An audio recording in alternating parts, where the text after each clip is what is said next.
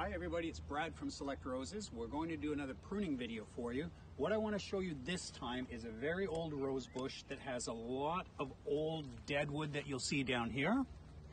It also has some moss growing on the canes. You see loads of dead wood coming in here. And I also want to talk a little bit about why we grow some of these varieties. This variety here is a famous old rose called Double Delight. And compared to the new varieties, it might not be quite as vigorous. It sometimes gets a little disease, but when you see how extraordinarily beautiful the blooms are, and more importantly, the fragrance, it has a mind-blowing fragrance, one of the most fragrant roses that I've ever smelled in my life. So what I ask myself, does the rose pay its rent or not? This rose pays its rent in fragrance. So we'll just start pruning it, and then we're going to come back after that and show you when the whole bush is done. So remember, I'm starting pruning out any of the dead wood from the middle of the plant. Anything that I see broken comes out right away, just like that. And when I'm cutting into the stems, I'm also looking to make sure the wood is white inside. If it's brown inside, that means it still has some winter kill. So we will continue along here. I'll finish pruning the bush. We'll come back when she's ready for a close-up. Hi everybody.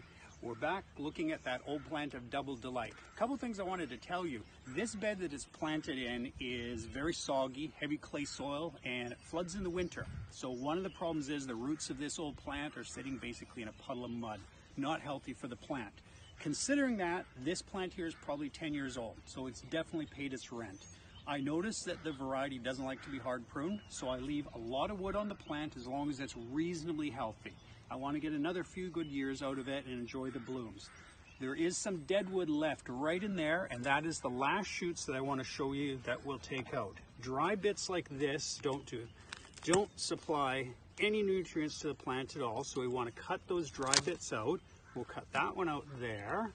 We have another one here. This one here we're going to cut out, and then what I look at is this cane is in not too bad a condition. It has healthy wood above it, so we'll leave this here. But I think we'll thin this one out just because the plant can only support so much wood. That looks pretty good.